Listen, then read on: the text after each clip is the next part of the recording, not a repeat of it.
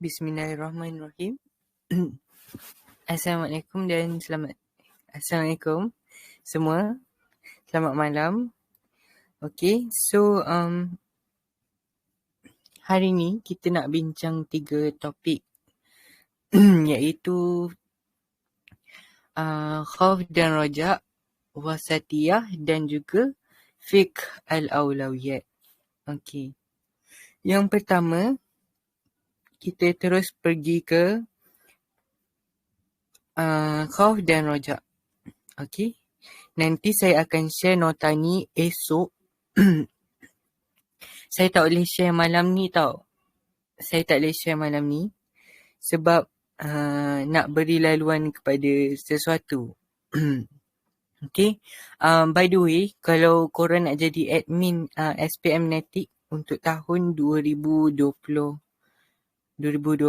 ni, okay, boleh tengoklah iklan yang poster tu okay. Jom kita sambung. Okay. Yang pertama sekali kita kena hafal maksud khauf dan rajak. Okay. Khauf ni maksudnya dia daripada perkataan Arab dan maksudnya memang takut. Okay. Khauf. Okay. Takutkan kepada apa? Kepada kemurkaan dan azab Allah lah. Okay. Dalam kes ni takutkan kepada kemurkaan dan azab Allah. Kalau kita takut, kita kenalah menjauhi segala larangannya. Okey. Kalau rojak, dia maksudnya mengharapkan. Dia macam mengharapkan sesuatu.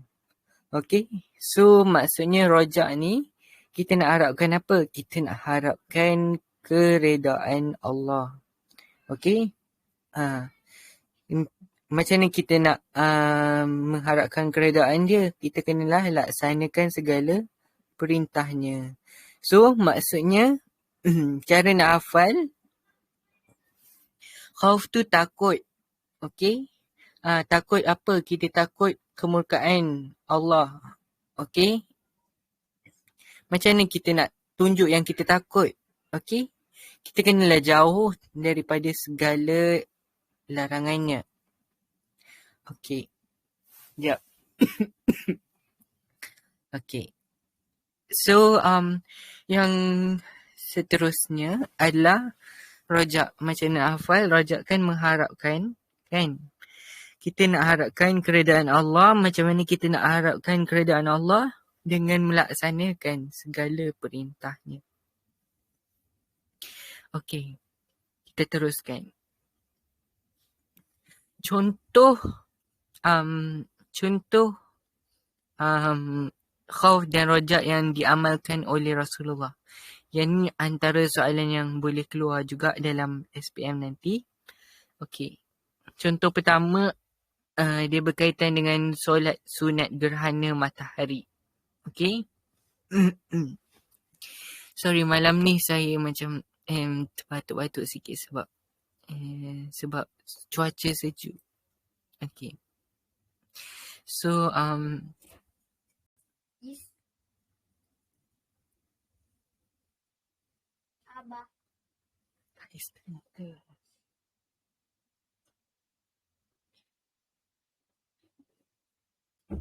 okay, sorry tadi ada gangguan. Okay. So, kita teruskan. By the way, kalau korang nak komen dekat yang tu tau. Dekat apa tu? Alah, dekat yang boleh komen dekat ruangan yang tu. Okay, yang tu. Ada orang dah start komen tu. Nanti kalau ada masa saya baca. Malam ni saya kena makan ubat batuk lah. Okay.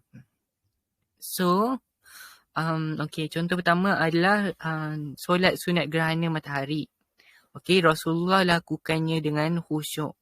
Okay, bila Rasulullah tengah khusyuk mendirikan solat sunat gerhana matahari tersebut, baginda pada sujud akhirnya, okay, kalau korang tak ingat sujud akhir pun tak apa, tapi korang cakap lah, beliau khusyuk dan menangis. Okey, sebab baginda berasa takut. Okey, Allah akan menurunkan azab. Selalunya soalan ni dia 2 markah.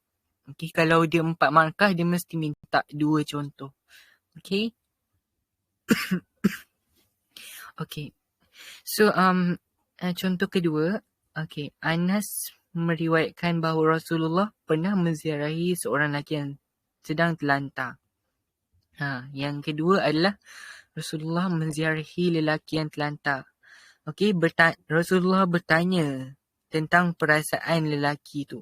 Okey, lelaki tu cakap yang dia sangat mengharapkan rahmat Allah. Kalau korang tengok kat sini, contoh pertama dia lebih kepada khauf. Okey, contoh pertama dia lebih kepada khauf. Sebab dia tunjukkan bahawa Rasulullah berasa takut Allah nak menurunkan azab. Dan untuk contoh yang kedua, Rasulullah pula tanya perasaan lelaki tu. Lelaki tu kata dia mengharapkan rahmat Allah. Okey, ni lebih kepada rojak.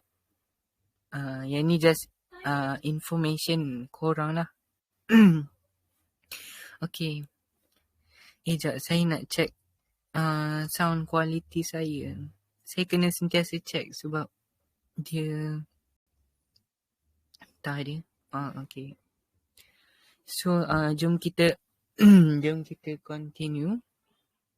Okey, macam ni kita nak dapatkan cara nak dapatkan khauf dan rojak ni. Okey, kalau khauf, kita kena bergaul. Yang ni kalau dalam buku teks. Okey. Tapi ada cara yang lebih senang untuk kita ingat. Okey. Kalau kita nak contohnya tingkatkan keimanan ke apa-apa, soalan macam tu, okay, korang boleh gunakan tabung haji berhad, THB. T tu adalah tingkatkan amalan soleh. H tu adalah hadiri majlis ilmu agama. Dan B tu adalah berkawan dengan orang yang soleh. Okey? Tingkatkan amalan soleh, hadiri majlis ilmu dan berkawan dengan orang yang soleh. Okey. So, kita teruskan. Konsep khauf dan rojak yang seimbang. Konsep khauf dan rojak yang seimbang ni, kalau korang tak ingat langsung yang macam dia tulis dalam buku teks, korang boleh cipta. Tapi dia mesti ada kaitan dengan takut dan memohon. Takut dan memohon ni adalah refer kepada khauf dan rojak itu sendiri. Okay? Sebab kalau korang tengok jawapan contoh-contoh poin-poin yang korang boleh letak pun, yang pertama dia kata rasa takut kepada Allah. Okay? Diiringi dengan tindakan. Okay, kalau kita takut kepada Allah, kita kenalah tunjuk. Tunjuk yang kita takut kepada Allah. Okay? And then yang kedua, mengharapkan keredaan Allah. Sentiasa melakukan amal ibadah. Okay? And then menjauhi maksiat. Itu adalah contoh-contoh jawapan. Okay? Yang penting dia mesti ada kaitan dengan khauf dan rojak. Okay? So, seterusnya ada lagi ke? Oh, ada. Last kali kita cerita tentang hikmah. Hikmah untuk khauf dan rojak ni ada macam-macam. Okay, tapi kalau hikmah, kalau soalan apa-apa lah dia minta hikmah, korang boleh guna sajmar. Okay? Sa tu adalah sayang, iaitu disayangi. Ji tu adalah jiwa. Jiwa menjadi tenang. Mar tu adalah maruah diri. Okay, maruah diri terjaga. Okay, ni kalau kesan baik ataupun hikmah. Okey, untuk kesan buruk kita guna Benjimar. Salah. Sajimar dan Benjimar. Mungkin ada ustazah-ustazah korang yang dah bagi tahu, mungkin ada yang belum bagi tahu. Kalau Ben tu benci, G tu jiwa. Kalau tadi jiwa tenang kan, ni jiwa tak tenteram. And then Mar tu maruah, diri tercemar. Contohnya. Inilah Sajimar dan Benjimar. Okey, korang boleh guna dalam exam. Okey, jap. Saya nak batuk. Okey, sorry. Ada sound effect batuk pula tiba-tiba malam ni. Okey. Okey. Yang kedua, kita nak tengok kepada wasatiyah. Okey, wasatiyah ni adalah pendekatan yang sederhana, seimbang, adil dan cemerlang dalam setiap tindakan. Okey. So, wasatiyah ni, okey. Sebelum saya continue, kenapa saya pilih 3 tajuk ni? Kenapa saya pilih Khauf dan Rojak, Wasatiyah dan Fiqh Al-Awlawiyat? Sebab 3 tajuk ni, dia memang tajuk-tajuk yang senang sebab dia datangnya daripada akhlak ataupun tajuk Al-Quran. Tapi dia punya tajuk tu dalam bahasa Arab. Okay, so kalau dalam bahasa Arab, kita macam kadang-kadang lupa. So, saya just nak refresh dan bagi beberapa tips lah. Okay. Sekarang saya sambung wasatiyah. Okay. Prinsip wasatiyah, kita gunakan akronim SSAC.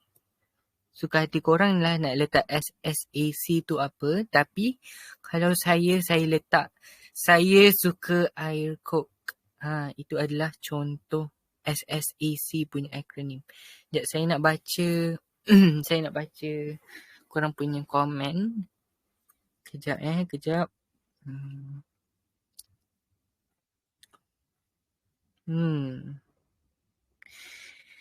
Nak tanya, Sajimar tu boleh guna untuk semua? Yes, boleh guna untuk semua.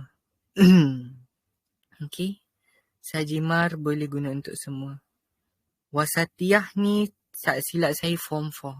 Form 4 tajuk akhlak. Wasatiyah menjamin kecemerlangan umat kot. Saya tak ingat apa tajuk panjang dia. Tapi saya rasa form 4 lah. Okay, so S tu sederhana. S lagi satu tu seimbang. A tu adil. C tu cemerlang. Okay. SSAC ataupun saya suka air coke. Macam tu. Okay, itu prinsip wasatiyah. Sekarang ni kita nak tengok setiap satu prinsip. Prinsip yang pertama, kesederhanaan. Maksud kesederhanaan adalah melakukan sesuatu dengan salah. Saya nak guna highlighter. Melakukan sesuatu dengan sempurna. Tidak melampaui batas. Tidak melampaui batas dan mematuhi isyarat. Okey. Sekejap, betul ke isyarat? Saya cek balik. Sekejap saya cek balik. Mematuhi isyarat. Isyarat ke syarak ke? Saya cek balik Saya buka buku sekejap. Sebab kadang-kadang saya tertypo. Okey, sekejap. Kita nak cek balik. Khauf dan Rojak. Wasatiyah.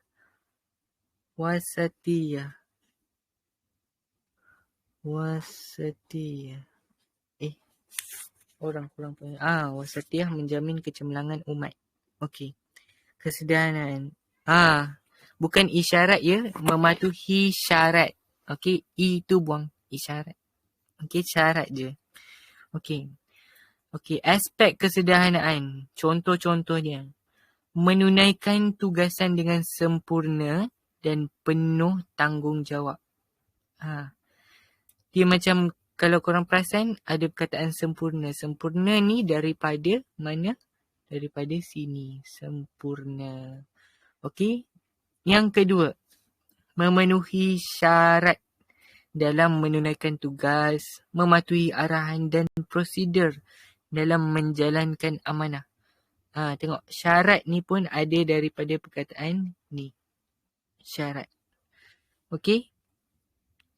Dan akhir sekali, melaksanakan tugasan sebagai hamba Allah dan khalifah di muka bumi. Ini pun ada kaitan dia lah dengan aspek kesederhanaan. Tapi selalunya soalan akan minta 2 je. Okay. Dan dia maybe akan suruh korang bagi contoh. Contoh. Menunaikan tugasan dengan sempurna dan penuh bertanggungjawab. Contohnya,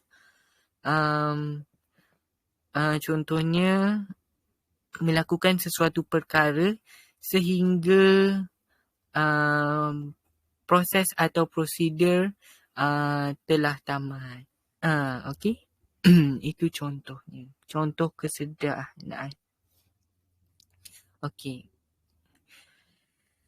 So, untuk keseimbangan maksudnya memenuhi keperluan rohani, jasmani dan akal. Okay, kita gunakan singkatan JA untuk keseimbangan. Keseimbangan ni dia macam berkaitan dengan benda yang untuk kita. Okay, untuk hidup kita. Okay, konsep keseimbangan ni. Contohnya macam konsep jasmani kan. Jasmani, okay, mengambil makanan yang baik dan seimbang untuk menjaga kesihatan tubuh badan. Okay. Okay, seterusnya. Berehat. Okay. Setelah penat bekerja supaya padat kembali cergas dan bertenaga. Ya. So, konsep kesederhanaan ni adalah berkaitan dengan hidup kita. Itu dalam konsep jasmani. Kalau dalam konsep dari aspek akli ni macam berkaitan dengan akal kita. Okey? Kita kena menjauhi barangan larangan supaya kita tak merosakkan akal kita. Sebab bahan larangan ni boleh merosakkan akal. Contohnya dadah, arak, ya. Rokok ke apa ke. Contohnya macam apa benda-benda yang lara dalam social media. Okey, pun boleh. Tapi seeloknya tulis dadah dan arak lah dulu. Okey.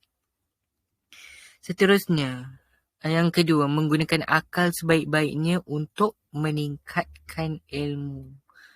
Dia berkaitan dengan akal. Okey. So, seterusnya yang akhir sekali rohani. Rohani. Rohani ni maksudnya melaksanakan ibadah fardu dan sunat dengan istiqamah. Dia macam rohani ni kita dekatkan diri dengan Tuhan. Okey? Supaya diri kita lebih tenang lah. Contohnya melaksanakan ibadah fardu, solat sunat. Okey? And then kita nak menghayati Al-Quran dan berzikir dengan bersungguh-sungguh. Okay, itu adalah daripada konsep keseimbangan lah. Konsep ke namanya? Prinsip keseimbangan di dalam wasatiyah ni. Okay, seterusnya keadilan. Okay, konsep keadilan. Prinsip keadilan dalam wasatiyah adalah meletakkan sesuatu dengan suasana, masa dan tempat. Okey. Maksudnya nak sesuaikan dia dengan suasana, masa dan tempat. Okey. Aspek keadilan ni macam Contohnya memberikan hak kepada mereka yang berhak menerimanya. Okay, contohnya kita kena bayar zakat. Okay, sebab kita kena bagi harta tu sebab orang-orang yang nanti akan diagihkan zakat tu memang berhak untuk menerima zakat. Okay, yang kedua, mengambil pendekatan pertengahan yang seimbang.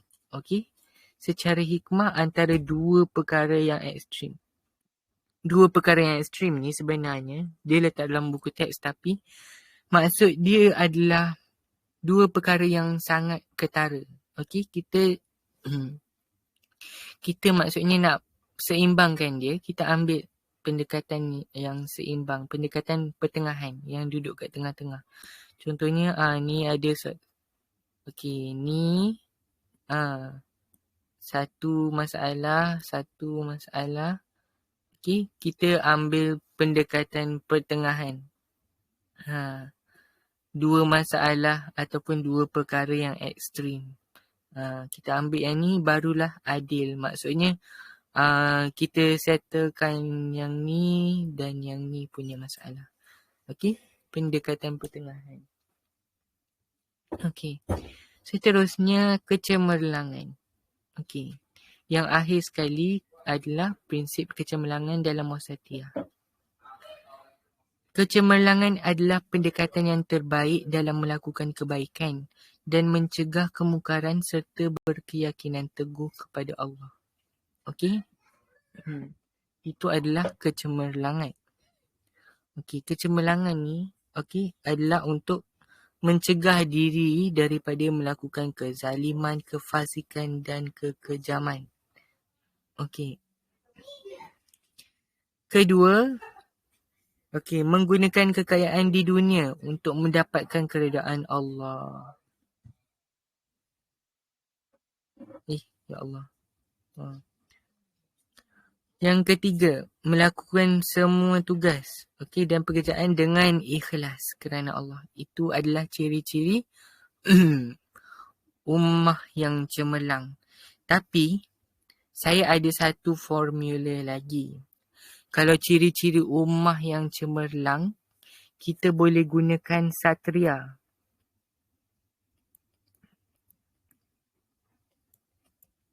Lagi banyak. Okey, satria tu apa? Kalau ada ustazah korang pernah bagi tahu ke? Okey. S tu adalah sabar. A tu adalah amanah.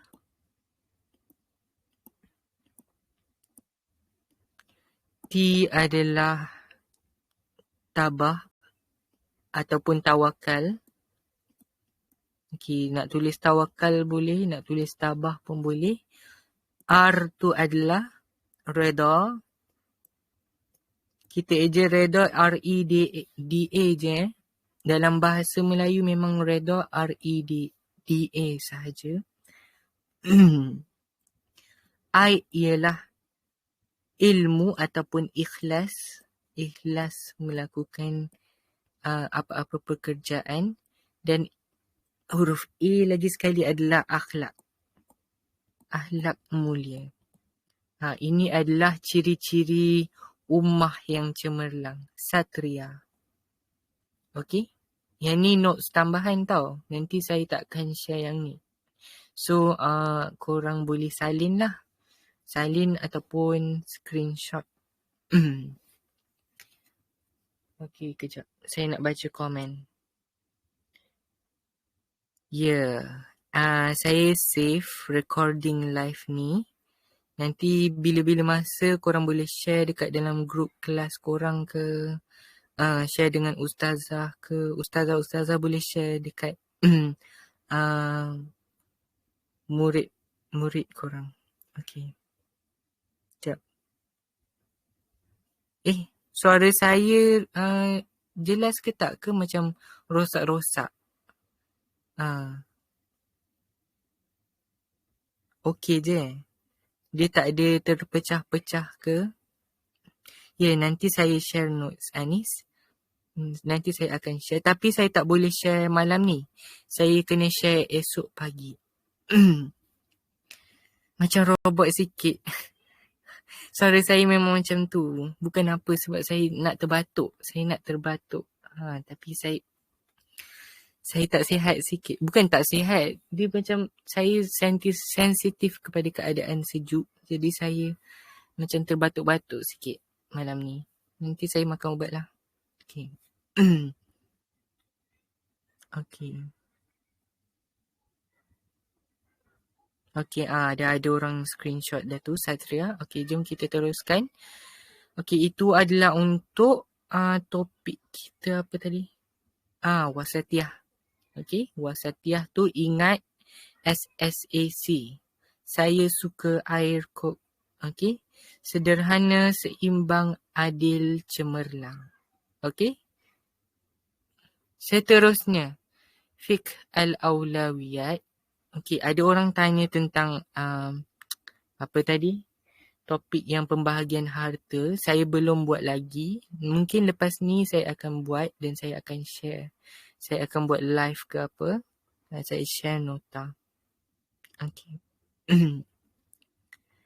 So, sekarang ni jom kita tengok fiqh al-awlawiyat. Okay.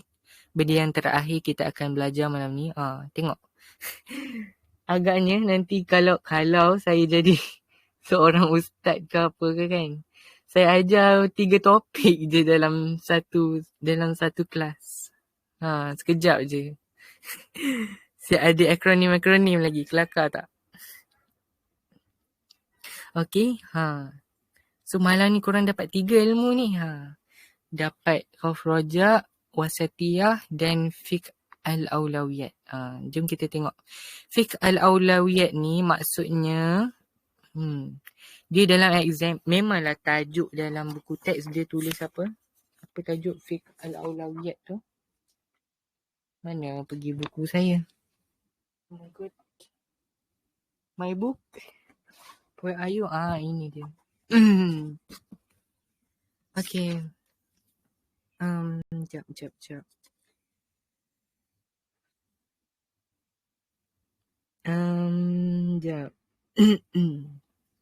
Untuk soal ni.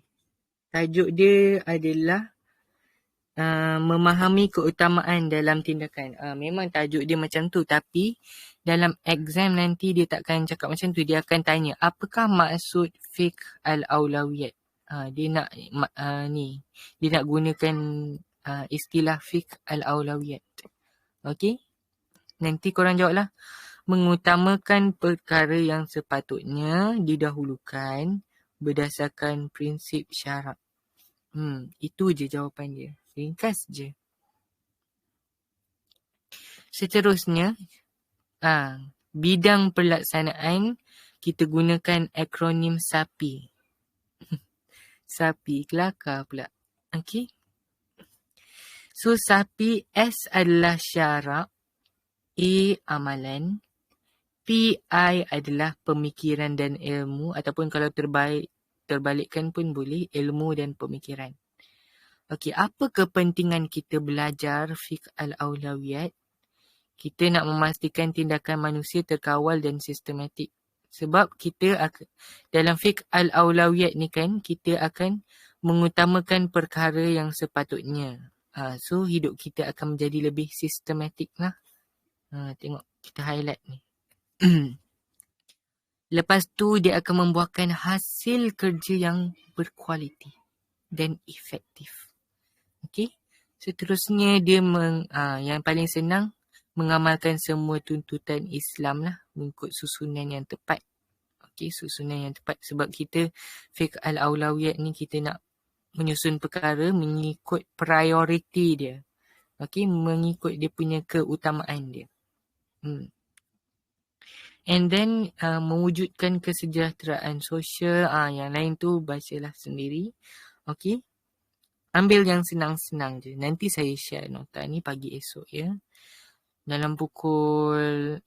pagi tak boleh. Saya ada kelas dekat sekolah. Saya kena pergi sekolah esok. Okay. So, maybe lepas solat Jumaat lah. Lepas solat Jumaat saya akan share. Okay. So kita tengok prinsip. Okay, untuk apa tadi kita panggil dia? Bidang pelaksanaan fiqh al-awlawiyat ni. Okay, ada 3 kan. Kita guna sapi tadi. S tu syarak, S, E tu amalan, PI tu adalah pemikiran dan ilmu. Okay, kalau prinsip dalam ilmu, dia adalah mengutamakan usaha untuk menuntut ilmu dan memahaminya berbanding melaksanakan sesuatu amalan. Jadi, yang pertama contoh aplikasi dia adalah mengutamakan ilmu fardu ain berbanding fardu kifayah. Okey. Lepas kita dah kuasai fardu ain, barulah kita mengutamakan ilmu fardu kifayah yang menjadi keperluan semasa dan merupakan pelengkap umat Islam. Okey. Seterusnya, amalan. Amalan, okey. Kita kena mengutamakan banyak amalan amalan yang mempunyai banyak manfaat berbanding yang kurang bermanfaat. Maksudnya, contohnya, okey, kita aplikasikan dia, mengutamakan amalan yang banyak bermanfaat kepada masyarakat. Berbanding dengan amalan kurang bermanfaat. Yang kurang bermanfaat mengikut keperluan dan situasi lah. Okey. Dan contoh lain, aplikasi lain, mengutamakan aktiviti kemasyarakatan berbanding ibadat sunat yang berbentuk peribadi. Contohlah gotong royong masjid kan. Kalau tak ada siapa yang nak join, macam mana aktiviti tu dapat dijalankan kan? Daripada kita duduk dekat rumah, solat sunat, baik kita join aktiviti-aktiviti tu. Okey? Itu maksudnya. Seterusnya, akhir sekali, tuntutan syarak. Tuntutan syarak ni dia mengutamakan perkara pokok berbanding perkara cabang. Perkara pokok tu perkara utama, perkara cabang tu perkara yang tak sepenting perkara utama. Ilmu ain. Ilmu fardu ain. Siapa tahu apa maksud ilmu fardu ain? Apa beza fardu ain dan fardu kifayah? Fardu ain tu berkaitan dengan agama. Fardu kifayah tu macam biologi, sains, matematik. Itu dia. Okey? Fardu ain macam solat, apa semua tu. Okey? Fardu kifayah ada juga yang berkaitan dengan agama. Macam, pekerjaan kat dunia under the sun. Tu English semalam ya. English semalam. Okay. Tiba-tiba teringat English semalam Okay. So, kita continue. Okay. So, perkara pokok berbanding dengan perkara cabang. Okay. Fardu ain diutamakan berbanding dengan fardu kifayah. Amalan fardu diutamakan berbanding dengan amalan sunat. Maksudnya, kalau korang solat sunat banyak-banyak tapi korang tak solat yang wajib, tak ada gunanya lah. Kita kena buat amalan fardu dulu, yang wajib dulu. Barulah kita nak utamakan amalan yang sunat. Okay, bukan tak boleh melakukan amalan sunat, boleh, tapi kena utamakan yang wajib dulu, baru amalan yang sunat. Okay, dan akhir sekali, menguasai akidah berbanding dengan perkara syariat. Akidah ni macam, kalau dalam buku teks, kalau korang tengok bidang akidah, Allah Subhanahu Wa Taala maha menguasai dan maha menyaksikan. Akidah ahli sunnah wal jamaah. Akidah ni macam berkaitan dengan kepercayaan kita.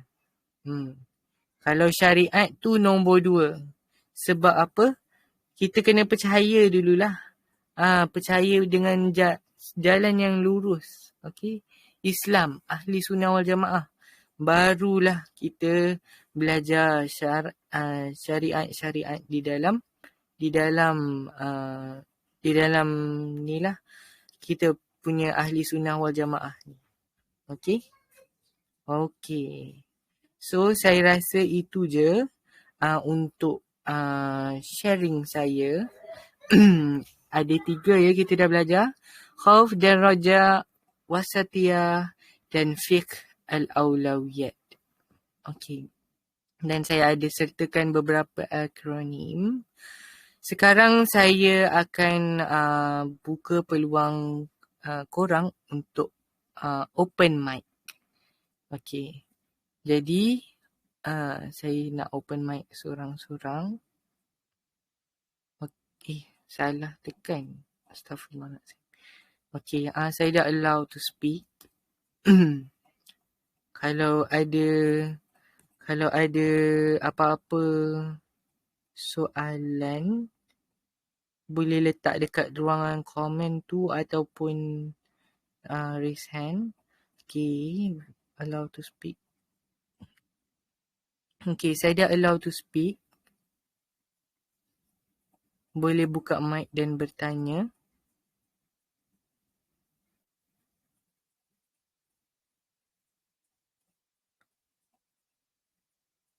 Salah buka.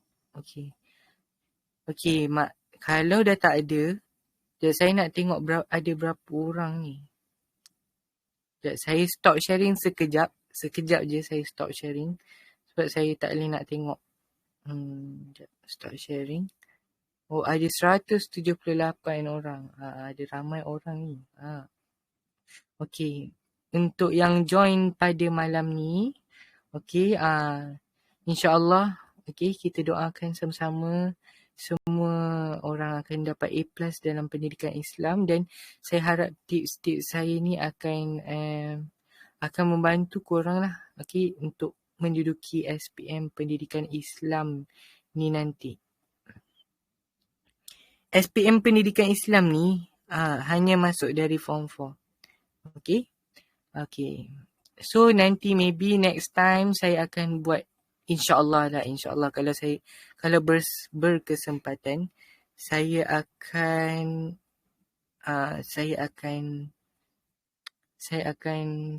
buatlah tips-tips untuk yang lain pula. Okay, macam ada akronim lain ke, okay, saya akan share.